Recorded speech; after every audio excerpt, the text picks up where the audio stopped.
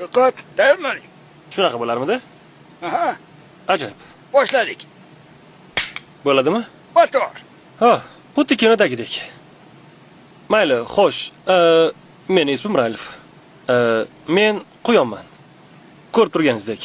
Bilasizmi, o'ng ko'zim umuman ko'rmaydi va mana bu quloq esa eshitmaydi. Mana bu ovozdan boshqa.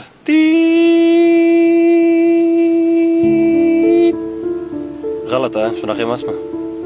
Ha. Yunglarimni olib tashlashgan, badanimda esa ximichiski kuygan joylari bor. Biroz yoqimsiz. Lekin nolimayman. Chinakam og'riq qachonki qimirlasam yokida chuqur nafas olganini sezaman.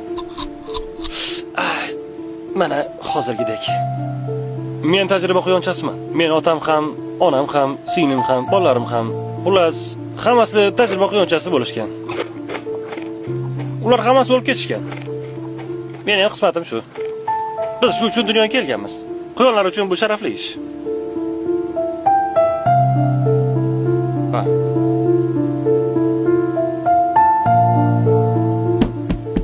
Ha-ya. İşim boshlandi.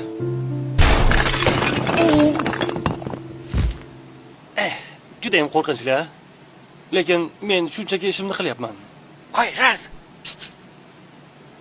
Qayerdan bir chevachni yuribman? Ha, ularmi? Ketimdan yurishibdi va qanaqadir hujjatli film olishmoqchi. Ulardan iltimos qil, bizni qutqarishsin. Qutqarishsin, bu yerni olib ketsin. Bizni qutqarishsin. Iltimos, Juda ham qo'rqyapman. Men sizlarni eshitdim. Okey. Menga qarang. Bu joyni kesib tashlab bo'ladi-yu, ha? Boshlandi.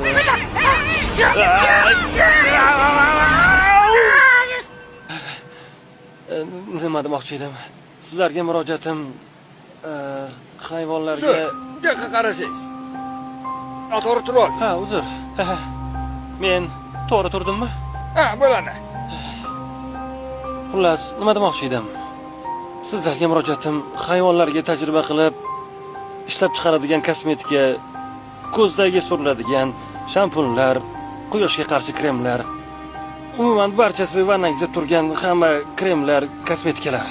Sizlar bo'lmaganingizda men ochig'i ishsiz qolgan bo'lardim. Qayerdadir o'rmonda. Oddiy quyondek.